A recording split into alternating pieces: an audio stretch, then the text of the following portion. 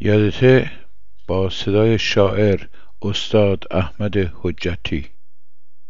مشسن جون برارت او قیما یادته، او زمونا که گذشتن او نعیما یادته، مشغلامت او زمو تازه کمی گولم کرد که خدا حاجی رحیمه و ایمادا یادته، وارد لیله گوشت پروار 2.5 سیشه، سنگک 6 تا سعی اون نون شاتا یادته، روغن پاک فراوون و برنج لاغر او همه گوشت که مرختیم ده حلیما یادته، یاد با خیار کوی میاین دشه، گل و سر ترچک و پر او خیارا یادته،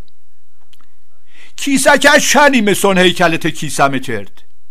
او همومای بزرگ و او خزینا یادته، دور هم جمع شویم از سر شو تا و سحر، صحبت ها و مطلا او همه خنا یادته، چنی تام داشته نوراسی آب گوشتای قیم، همه با هم دل خوش دور او سفرا یادته، مچتا وقت نماز پر مشوین از زن و مرد، صبح زو صلات زور اول شوا یادته، اخروس هم زنامو شرم کردن او زمو،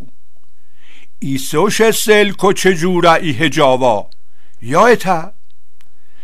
حاجی هم مکم یا یه چای تلخم نمیاد، شیوه شو شد او همه شام و نهارا یادته، علچوبازی و کوشک ده سر جوناواد، روز جمعه همه هفته مین سیزا یادته،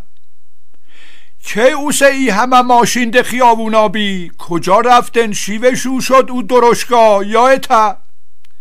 سر قولی که میاین بیشو تا دم مرگ، ایسونک هیچ خبری نی از او قولا یادته، سر یه ساعته بالوم رسوند مشد، او زموارد خر و پای پیادا یادته،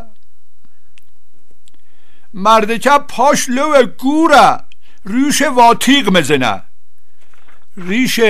مردای قیم تا پر شالا یادته.